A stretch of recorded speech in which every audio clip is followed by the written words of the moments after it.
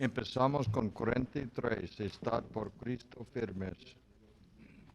Estad por Cristo firmes, soldados de la cruz, alzar vuestra bandera en nombre de Jesús. Es vuestra la victoria, con él por capitán. Por él serán vencidas las huestes de Satán. Estad por Cristo firmes, os llama a la lid. Con él pues a la lucha, soldados todos id. Probad que sois valientes, luchando contra el mal.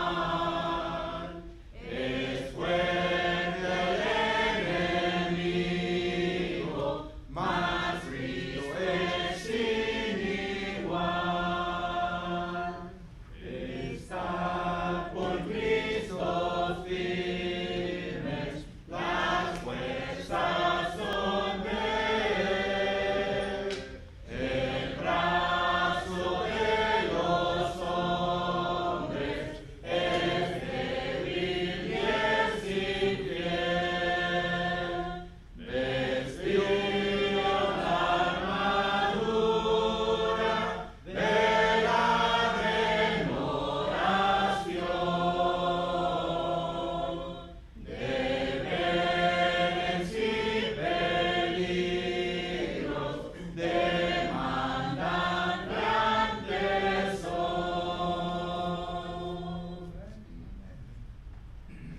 43. Jesús es mi Rey soberano.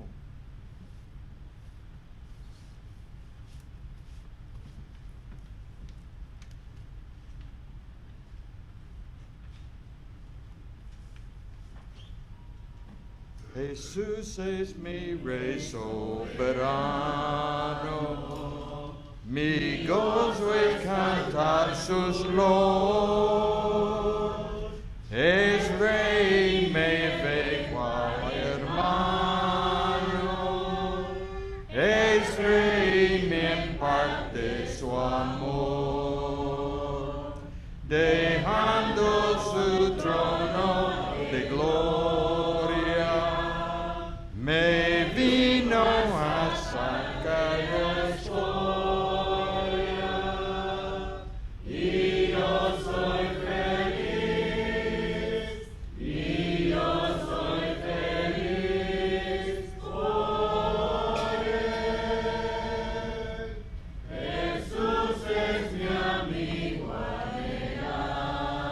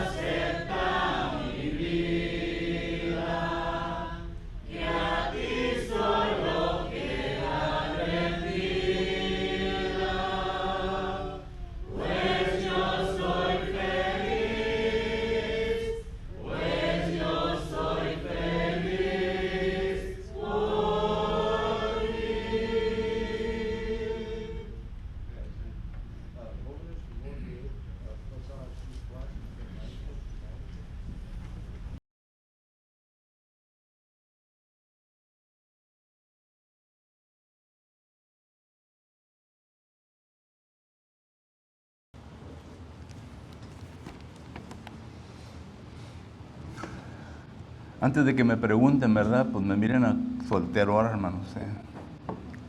Mi esposa está enseguida, pero está un poquito de caída de salud. Este fin de semana que fuimos para Houston, los hermanos con quien nos quedamos, el papá de él, hermano José Gámez, tenía un poquito de catarro, le dolía la garganta, orar. Eterno Padre, en esta mañana, eterno Dios, queremos llegar al trono de su divina gracia para pedirle, Padre Santo, por las necesidades que tenemos en esta mañana. Se nos han informado de la pérdida de la hermana, nuestra hermana Álvarez, y le ruego pues, Padre Eterno, que usted esté con esta familia y les ayude, eterno Dios, para que puedan dejar que tu palabra les consuele su mente y corazón, y que así, eterno Dios, puedan pasar naturalmente por el proceso, eterno Dios, que se necesita que pasar para que así este capítulo en la vida de ellos, eterno Dios, pueda quedarse hacia atrás, siempre recordando la esperanza que tenemos en su Hijo Jesucristo. Le ruego pues que les ayude.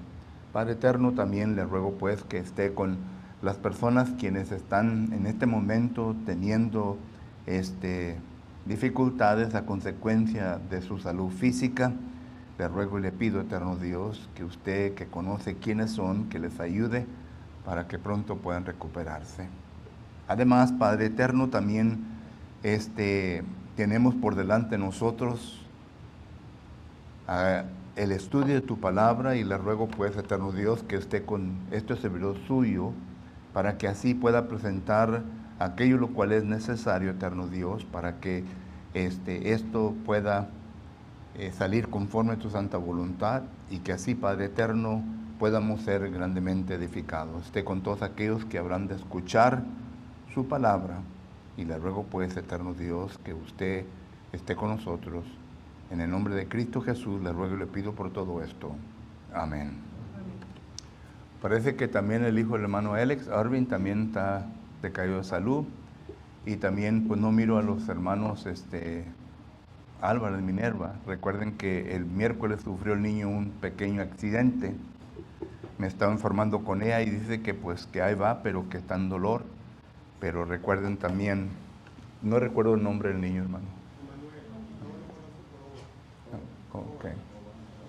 ¿Y cómo sigue esta mañana?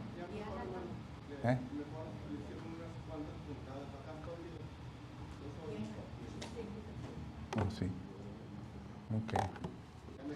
Muy bien.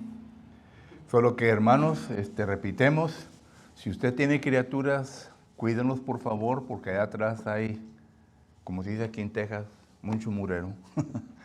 Y se pueden trompezar y se pueden caer y se pueden causar un accidente, solo que por favor cuiden a sus hijos.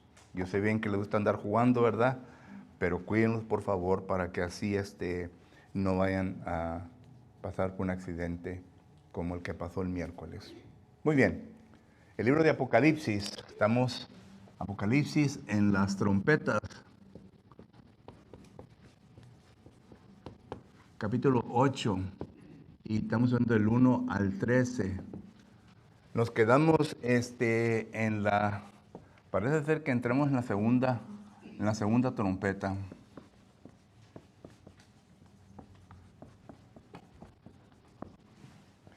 Recuerde que acabamos de ver los 7 sellos del libro, pero ahora entramos en las trompetas.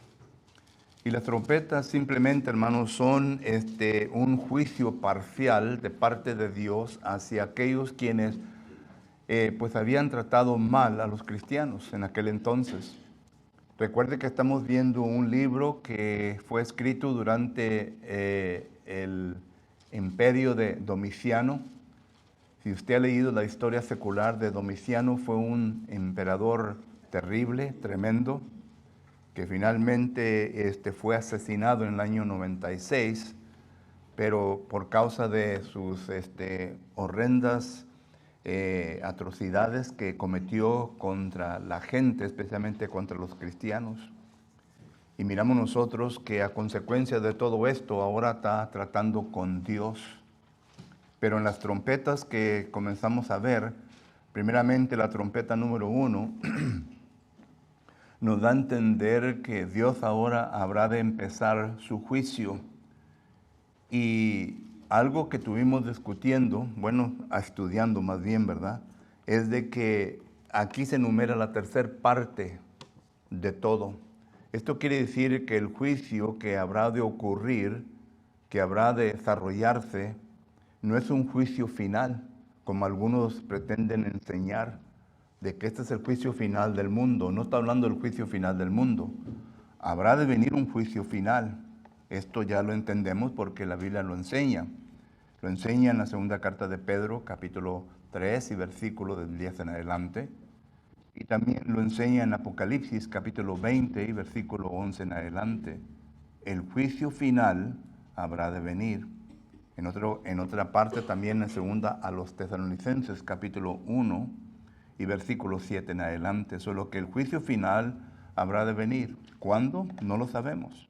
Nadie sabe cuándo será el juicio final, pero sí va a ocurrir.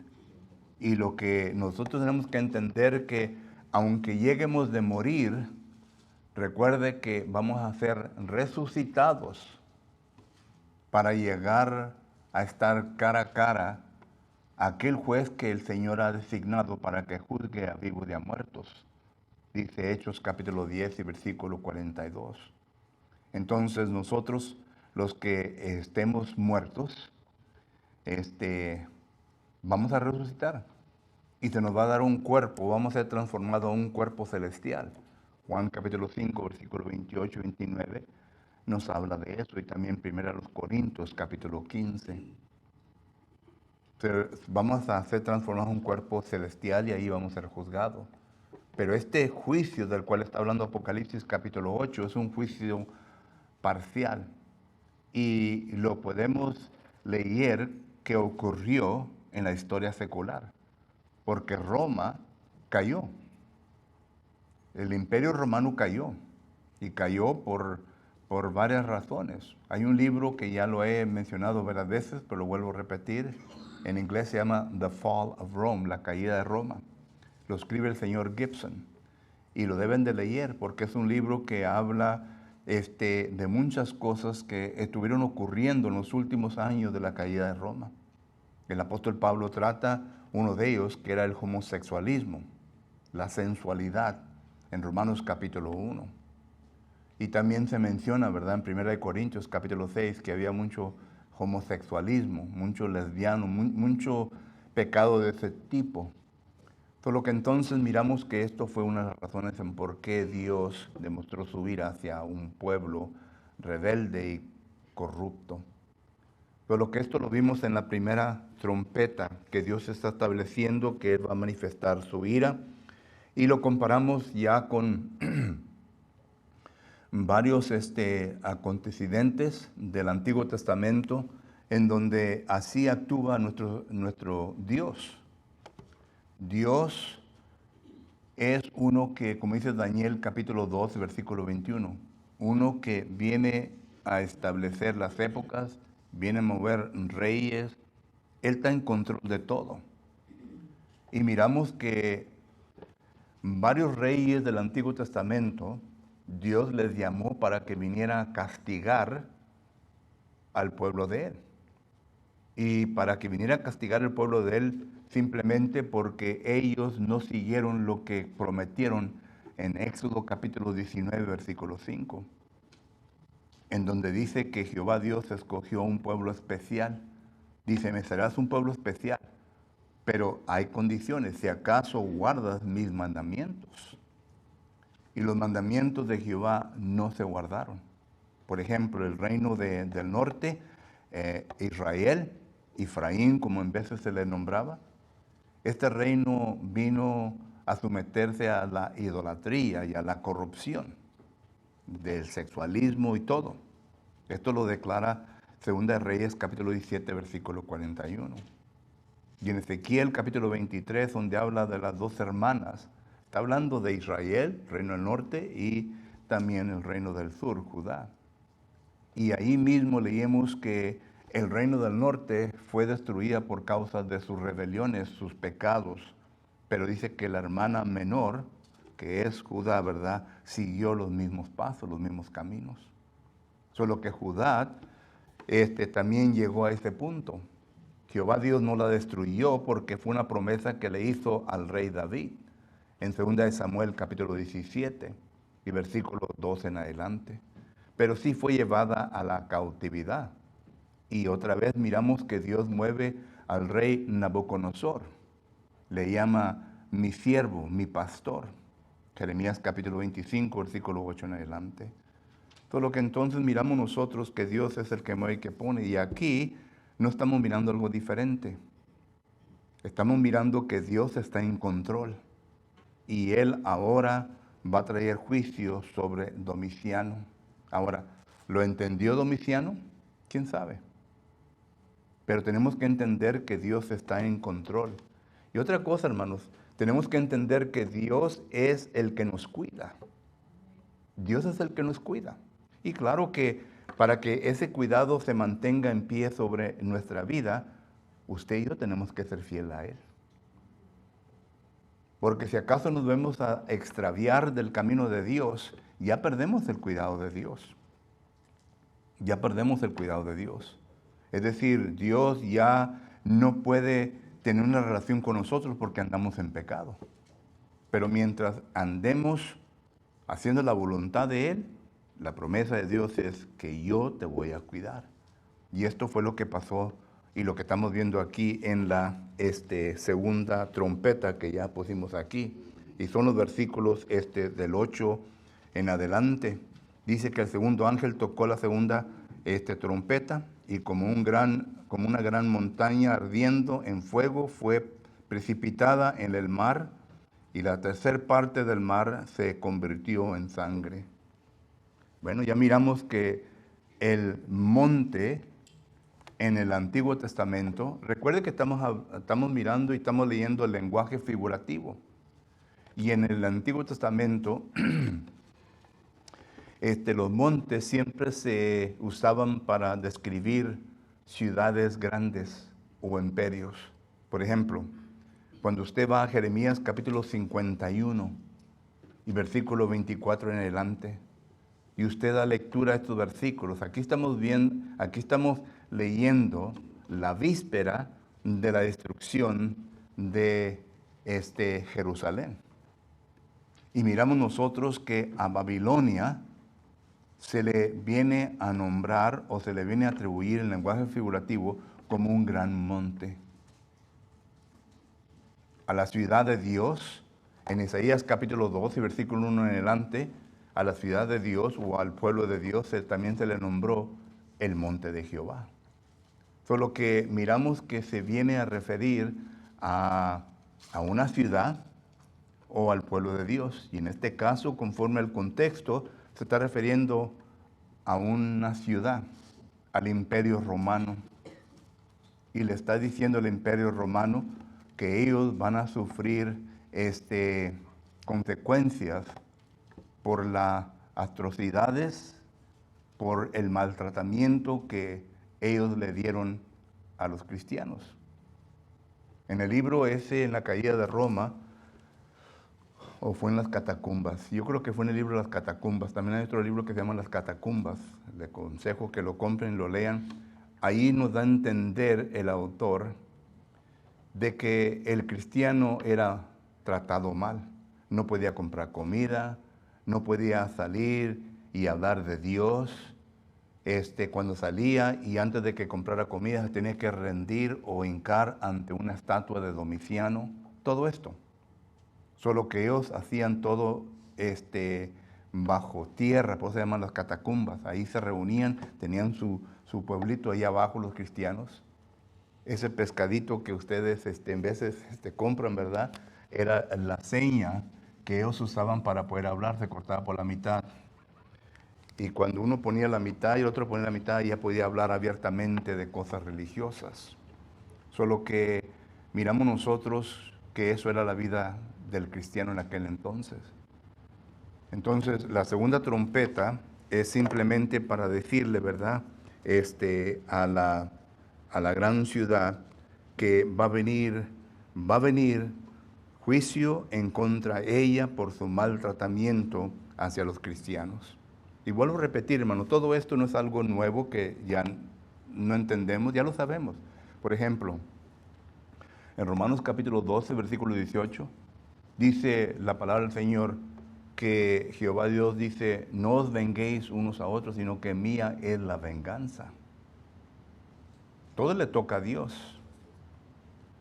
Ahora, nosotros no debemos de orar para que le vaya mal a nuestros enemigos, ¿verdad?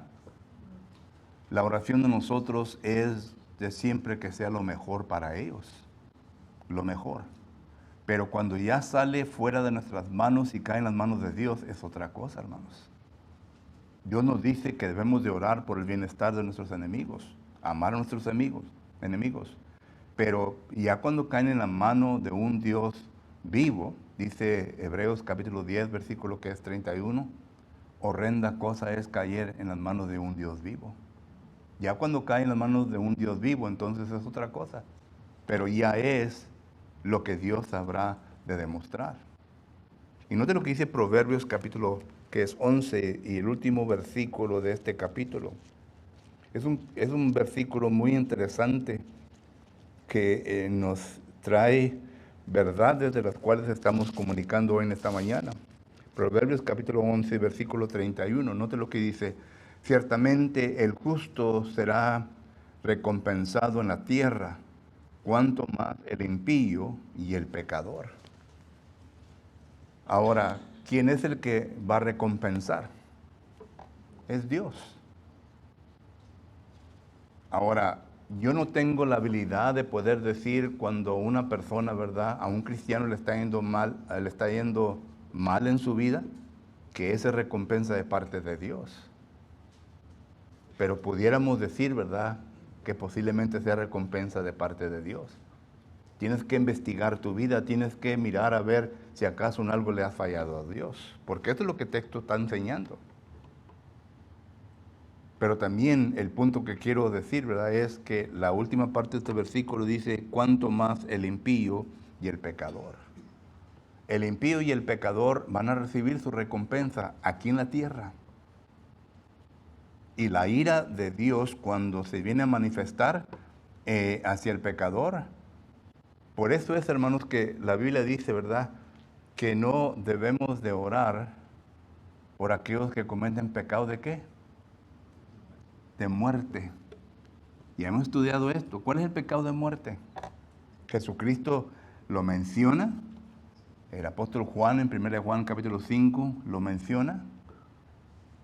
Tenemos que tener sabiduría de que cuando una persona está bien metido en el pecado, hermanos, ya no nos toca a nosotros orar por esa persona. Porque ya ha pasado a las manos ¿de quién? No de lo que dice el apóstol Pablo. No sé si acaso están entendiendo el concepto, ¿verdad? Pero déjenme leerles un versículo. En 1 Corintios capítulo 5. 1 Corintios capítulo 5. Esto era un pecado de inmoralidad. ¿Sabía la persona o no sabía? No nos da a entender el texto, pero estaba en pecado de inmoralidad. Y note lo que dice el versículo 3. Ciertamente yo, como ausente en cuerpo, pero presente en espíritu, ya como presente he juzgado al que tal cosa ha hecho. En el nombre de nuestro Señor Jesucristo, reunidos vosotros y mi espíritu con el poder de nuestro Señor Jesucristo. El tal sea entregado a Satanás para destrucción de la carne, al fin de que el espíritu sea salvo en el día del Señor Jesús. ¿Saben lo que quiere decir ese pasaje? La persona estaba en pecado. Y es obvio que no se le había amonestado, pero estaba en pecado. Y que no estaba la persona arrepintiéndose por lo que estaba haciendo. Como que quizás había un tipo de jactancia en su pecado. Y por lo tanto el apóstol Pablo dice, entréguenlo a Satanás. Ya cuando una persona es entregada a Satanás, ya no debemos de orar por él. ¿Que no es así? Porque ya está en pecado ¿de qué? De muerte. La persona ya no quiere saber nada La persona no está entendiendo, no está dejando que la palabra del Señor venga a entrar en su ser para que lo lleve a un arrepentimiento. Y esto es lo que la Biblia enseña. Cuando una persona llega a ese punto, entregarlo a Satanás. Ahora, dice la Biblia, segunda de Tesalonicenses, capítulo 3, versículo 14 y 15, que no los tratemos como ¿qué? Como enemigos, sino que ¿cómo? Como hermanos. Y como hermano, amonestarle. Hermano, estás en pecado. Estás en pecado y si acaso no te arrepientes, te va a ir bien mal. Tú bien sabes las consecuencias de todo esto. Y todo esto lo estamos viendo concerniente, ¿verdad?, a lo que, el punto que queremos aclarar. Solo que entonces miramos nosotros que ya cuando se entrega en las manos de Dios, está fuera de nosotros. Está fuera de nosotros. Nomás orándole al Señor que tenga misericordia y que pueda la persona entrar en un razonamiento para que pueda arrepentirse de su pecado. Y esto pues es lo que Proverbios capítulo 11, versículo 31 nos da a entender también. Y esto pues es lo que vemos en la gente de Roma. ¿Quién tuvo la causa o quien los llevó a ese punto? Pues la influencia de Domiciano, su manera de tratar y su manera de ser con toda la gente. Pero así, aún así, Dios no los viene a disculpar, sino que Él no le dice, bueno, no es culpa de ustedes, sino que ellos también van a sufrir la manifestación de la ira y la disciplina de Dios. Porque dice aquí la tercera parte. La tercera parte. Entonces, regresando, ¿verdad?, a Apocalipsis capítulo 8 y versículo 8 y 9, miramos nosotros que esto es en contra de Roma, en contra de las personas que también no hicieron nada por ayudar a los cristianos. Ya el versículo 9 dice que la tercera parte de los seres vivientes que estaban en el mar y la tercera parte de las naves fue destruida. Otra vez un juicio parcial. Versículo 10. El tercer ángel tocó la trompeta y cayó del cielo una gran estrella ardiendo como una antorcha y cayó sobre la tercera parte de los ríos y sobre las fuentes de las aguas. Y el nombre de la estrella es Ajenjo, y la tercera parte del agua se convirtió en ajenjo, y muchos hombres murieron a causa de las aguas porque se hicieron amargas. Noten cómo le ponen aquí a Domiciano. Esto se refiere a Domiciano. Se le nombra ajenjo. Ajenjo, hermanos, era una hierba que producía amargura. Usted lo puede leer, el ajenjo en el Antiguo Testamento, por ejemplo, en Jeremías capítulo 9, versículo 13, en Lamentaciones capítulo 3, versículo 19, ahí se usa, ¿verdad?, en forma de tipo de sufrimiento.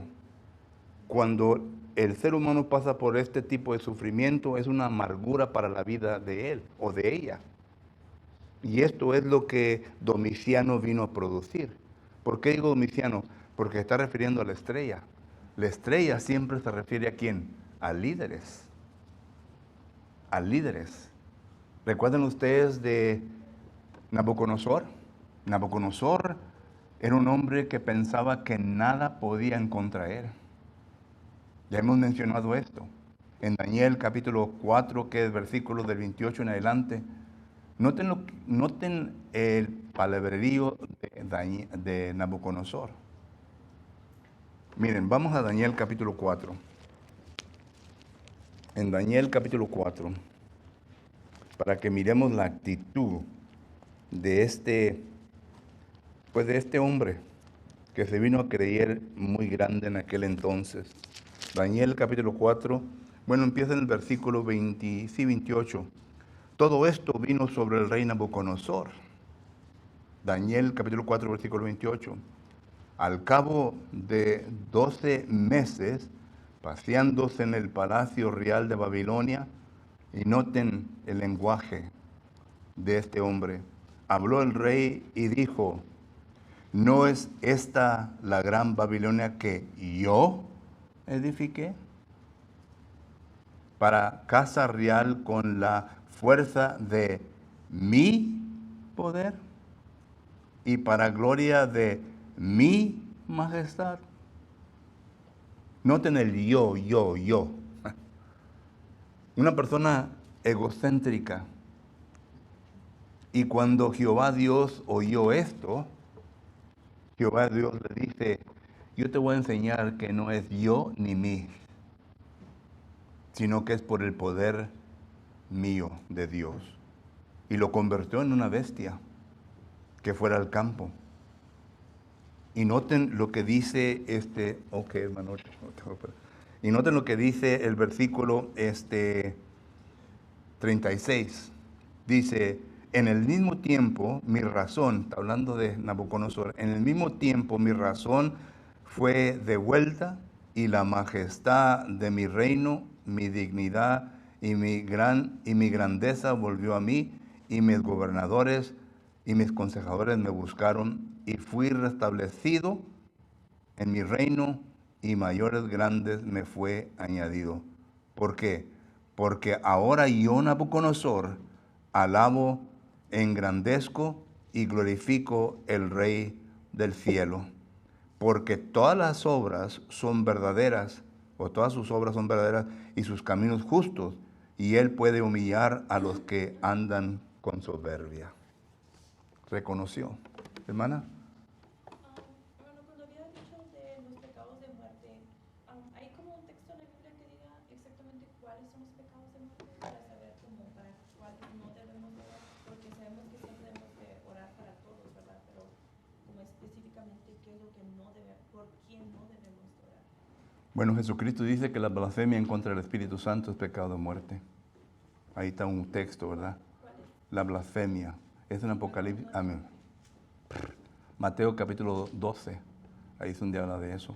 Pero esa es la blasfemia contra el Espíritu Santo. Es cuando uno rechaza completamente la palabra de Dios.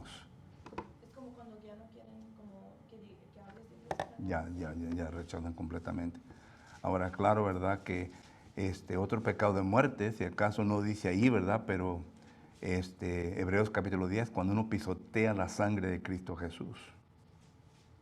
En otras palabras, cuando ya a uno no le importa la vida cristiana, hace lo que le da la gana. Regresa a lo que dice Efesios 4:17, pierde toda sensibilidad y se envuelve en pecados, pues que ya viene, lo que no le importa de Dios. ¿O hacer lo mismo cada rato o pedir perdón? Sí, sí. Esos son, ¿verdad?, lo que la Biblia viene a establecer. Y claro, ¿verdad? Bottom line, ¿verdad? Como decimos en inglés, ¿verdad? Es una persona que rechaza completamente a Dios ya en su vida. O sea, cuando nosotros oramos por esa persona, Dios ya no escucha eso. Sí. Hay hermanos, ¿verdad?, que uno va y les aconseja y les dice, ¿verdad? Y dice, ¿sabes qué? No quiero saber nada de Dios, ya no me vengas a decir nada. Y ya han entrado en ese etapa. Ahora, ¿qué tan profundo están? No lo sé, porque es como un spiral of destruction. O sea, ¿qué tan profundo han llegado a lo de abajo? No lo sabemos. Pero entre más rechacen al Señor, más se van a llegar a ese punto. ¿Y esto nomás es para los cristianos o también como fuera de la iglesia, como amigas o amigos? Por fuera de la iglesia, ¿verdad? Las personas están en pecado. Y si acaso no se cuidan, ¿verdad? Hebreos capítulo 3, versículo 13 dice que el pecado endurece el corazón. Otra vez, hay diferentes grados de endurecimiento del corazón. Hay personas que puede uno llegar con la palabra y puede entender razón y regresan. Hay algunos que se llevan un poquito más de tiempo. Tienen que pasar unas cosas bien drásticas en la vida de ellos para que se puedan humillar ante Dios. Y eso es, it's unfortunate, en inglés. ¿Bueno, Dora? Por ejemplo, hermano, pecado de muerte es aquel del cual no te arrepientes. Porque puede haber personas que están viviendo el pecado, que se retiran de la iglesia, que han venido aquí, pero llega un día en que ellos se pueden arrepentir y Sí. Dios va a perdonar. Sí. Pero si no se arrepienten, entonces van a morir en pecado. Por eso pecado de muerte es aquel del cual tú no te arrepientes. Sí. En otras palabras, hay oportunidad. Mientras esté viva la persona. Sí. de Ya. de corazón. Pero digo, si no se arrepiente, entonces ya no está en uno, solamente Dios sabrá con él. Pero ya ese es un pecado de muerte. Aquel es cuando se arrepiente. Y todo depende en qué tan profundo estén en el lazo de Satanás. Sí. Hebreos capítulo 10, otro pasaje que mencioné ahora lo menciona. Es imposible, ahí usa la palabra, es imposible. Bueno, uno tiene que estudiar el contenido y hacer un exégesis de esa palabra para entender, ¿verdad?, la palabra imposibilidad. Porque sí hay posibilidad de que se arrepientan. Entonces, ¿qué es lo que viene a crear la imposibilidad? Y todo depende, ¿verdad?, en la profundidad del pecado. Porque uno puede jugar con el pecado y piensa que puede salir y meterse, pero Entre más pecas, más pegas, tu corazón se va endureciendo, endureciendo, sí, endureciendo. sí. Porque recuerde también, hermanos, que con Dios no se juega. Dios, cuando uno pasa una línea que ya Dios ha demostrado, ¿verdad? Dice la Biblia que les manda un mente, ¿qué? Reprobada. Eso fue lo que le pasó al pueblo de Israel. Isaías capítulo 5, versículo 20 dice que a lo bueno le llamaron malo y a lo malo le llamaron bueno. Viene a confundir, viene a distorsionar, ¿verdad?, la perspectiva, el enfoque de la persona. Que ya no ve lo bueno, sino que lo bueno lo ve mal y lo mal lo ve bueno. Solo que tenemos que entender eso también. Hermano. Digo, el poder de Dios, ¿verdad? De mandar la estrella, ¿verdad?, al mar y convertirlo todo a mar, ¿verdad? Sino que ha caído fuego, ha caído maná, digo, el poder que hay en el tercer cielo, ¿verdad? Sino que Dios tiene todo el control. Y no Sí. sé si como Jesucristo le da la esponja amarga, ¿verdad? Pero no la bebió Jesucristo, ¿verdad? Sino que lo amargo, ¿verdad? Sino que es malo, ¿verdad? Así es. Y eso fue lo que pasó con Nabucodonosor. En Nabucodonosor, miren, en que Isaías capítulo 14, me parece que el versículo 12, ahí le dice, oh lucero, ¿verdad?, estrella de la mañana que has caído. Noten en cómo lo compara. Nosotros en vez de lo usamos figurativamente refiriéndose a Satanás, ¿verdad? Pero ahí está hablando del rey Nabucodonosor. El rey Nabucodonosor lo viene a manifestar como una estrella. Y lo viene lo ven a hacer que caiga. Ya miramos Daniel capítulo 4 en cómo vino a caer, ¿me entiendes? Hasta que reconoció. Entonces, la influencia del líder viene a amargar todo lo demás. Y a mí no me importa qué partido sea usted políticamente, no quiero entrar en la política, pero quiero nomás decir lo siguiente, hermanos. Sea demócrata, sea republicano, independiente, ¿verdad? El líder que tenemos hoy en día, noten su actitud y cómo es y qué está haciendo. Y está afectando a todos Estados Unidos. Está afectando a todos Estados Unidos. Entonces uno tiene que entender que la influencia del líder es como viene a amargar nuestra vida. Oye, el gas, miren nomás cómo está. Oye, mira, ahora pagamos tanto por lo que necesitamos para comer y todo. Eso le ha amargado su vida, ¿no? ¿Que no? ¿Eh? Sí. Solo que a esto se está refiriendo. La manera en cómo un líder viene a actuar en lo político, ¿verdad?, afecta a todos los feligreses, a todos los que estamos bajo ese poder. Y en este caso, ¿verdad?, de Joe Biden. Y vuelvo a repetir, a mí no me interesa el partido político, pero la cosa es, también puede ser un republicano y si acaso no lleva ese punto, ¿verdad?, va a afectarnos a nosotros también. Solo que tenemos que entender que esto es lo que el texto está hablando. Está afectando al cristianismo, hermanos. Y esto es lo que nosotros no entendemos, que cuando vamos a votar, aquellos que podemos votar y vamos a votar, ¿verdad?, que yo soy demócrata de hueso colorado, bueno, está bueno, pero ¿cómo te afecta tu vida espiritual? ¿Cómo te afecta tu vida espiritual? Oye, si tu vida espiritual esta persona no tiene nada que ver con tu vida espiritual, entonces vas a votar por el hombre que te va a ayudar, sea republicano, demócrata o independiente. Porque Dios es el primero en nuestra vida. No es el demócrata, no es el republicano, no es el independiente, es Dios. Dios. Ahora, si usted quiere morir demócrata o republicano, como sea, ¿verdad?, pues es cosa suya. Pero la cosa es que si acaso vota por una persona, ¿verdad?, que cree en el aborto, que cree en esto, en lo otro, la vida va a ser una vida amarga para nosotros los cristianos. Y esto es lo que el texto nos está diciendo, ¿verdad? Aquí en Apocalipsis, capítulo 12, versículo del 10 al 11. Y ya el último, hermanos, para terminar, porque el tiempo ya me está terminando, ¿verdad?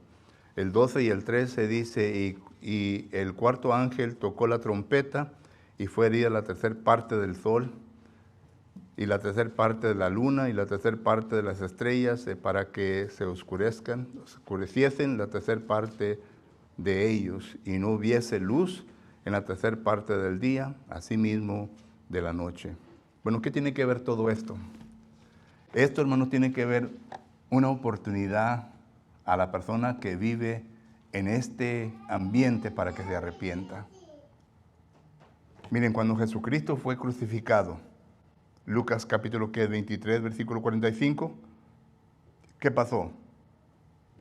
Se oscureció. ¿Ustedes creen que esto no trajo miedo a la gente?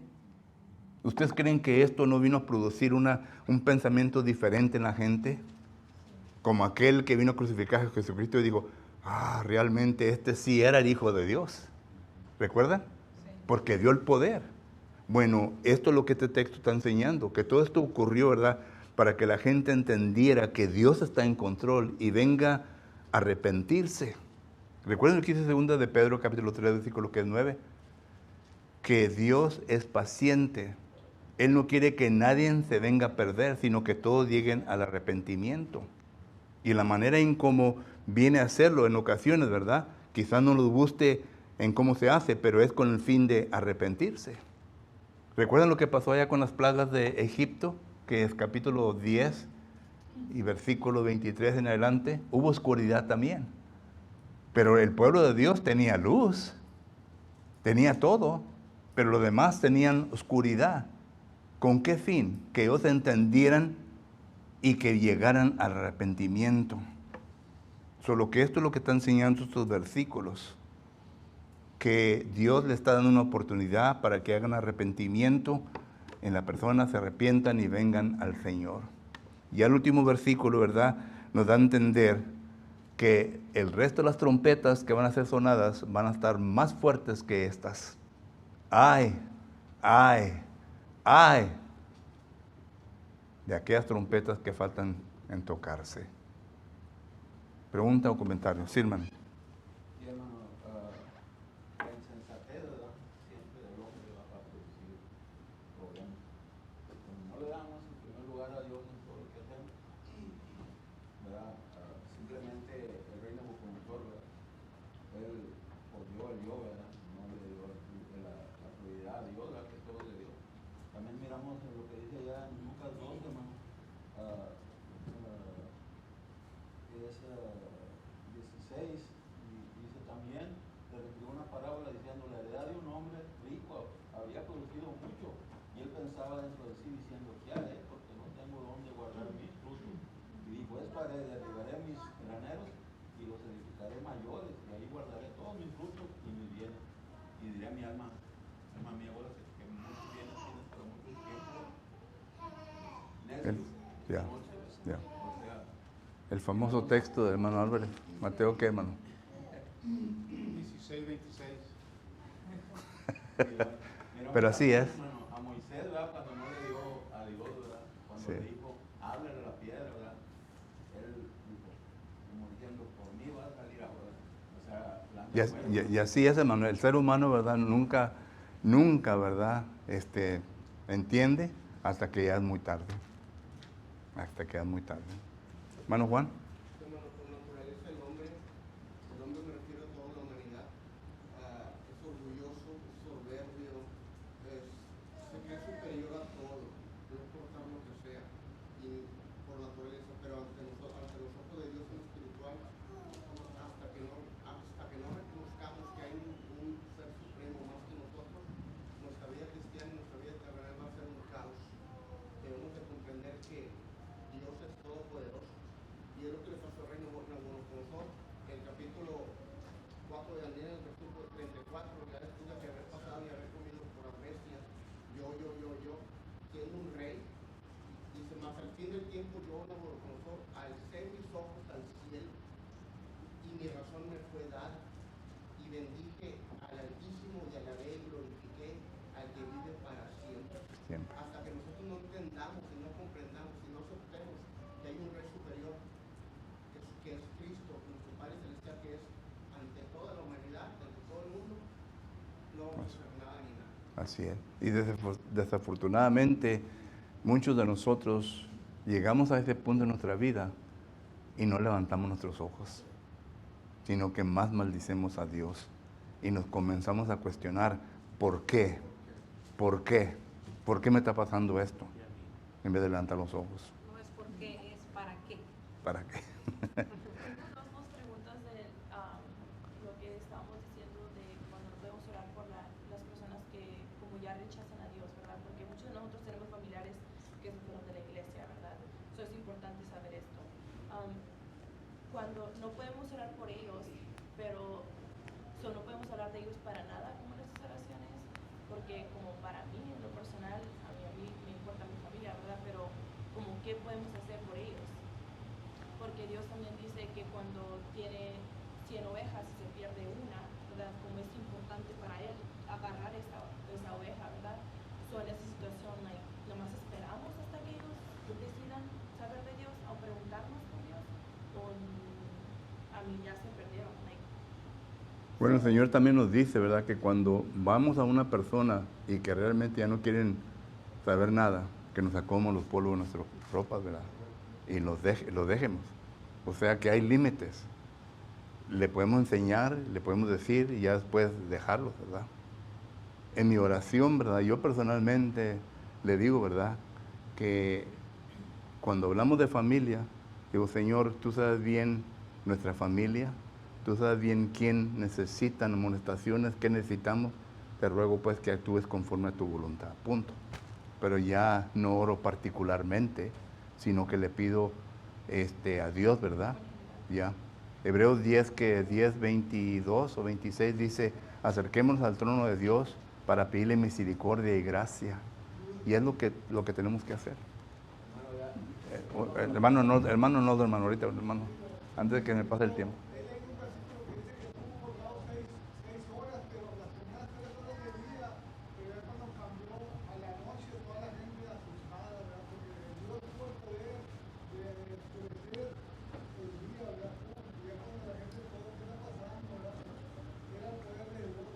Así es.